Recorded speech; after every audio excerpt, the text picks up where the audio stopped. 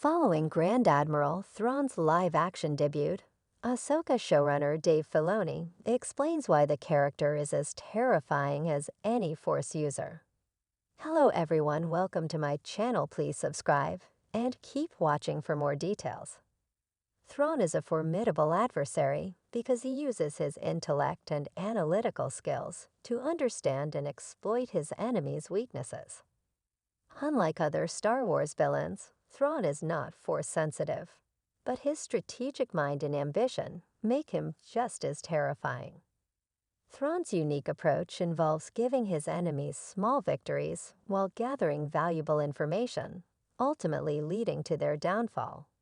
Ahsoka showrunner Dave Filoni discusses why Grand Admiral Thrawn is a particularly formidable adversary, even compared to Force users. Thrawn was first introduced in Timothy Zahn's 1991 novel Heir to the Empire.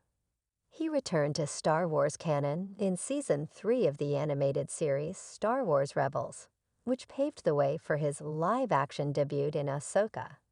He is the primary antagonist in Ahsoka and is also being set up as the main villain for all the live-action television series taking place during the early years of the New Republic. While speaking with Empire magazine, Filoni explains what sets Thrawn apart from other Star Wars villains. It is an important distinction as many of the franchise's other villains, especially in live action, have predominantly been Force users, including Emperor Palpatine, Darth Vader, and Kylo Ren. Unlike them, Thrawn is not Force-sensitive, yet he is still terrifying in his own right. Read Filoni's comments below. As Filoni highlights in his comments, Thrawn is a deeply analytical and strategic individual. He is not interested in simply dominating or overpowering his enemies through brute force or sheer will. He takes time to intimately understand his enemies, studying their history, culture, philosophy, art, and other facets of identity, all to pinpoint their weaknesses and use that knowledge against them.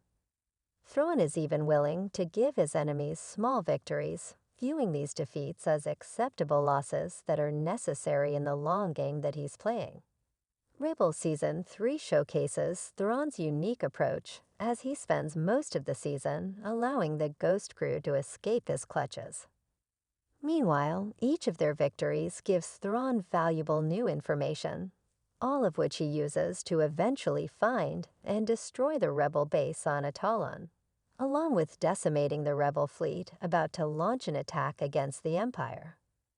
Thrawn uses this strategy again in Ahsoka, keeping Ahsoka and her allies occupied and accepting their wins, all while he and his forces prepare for and execute a successful escape from Peridea and return to the known galaxy.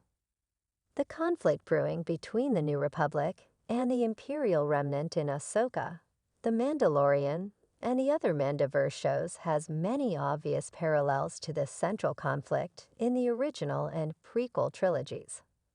Having Thrawn as the primary villain is one of the most significant ways that the Mandoverse's conflict can feel different, given that Thrawn's power is his intellect and not the dark side of the Force. Ahsoka was only the beginning, as Thrawn's long-game strategy will gradually and cleverly unfold over the course of multiple series and the upcoming Star Wars movie directed by Filoni.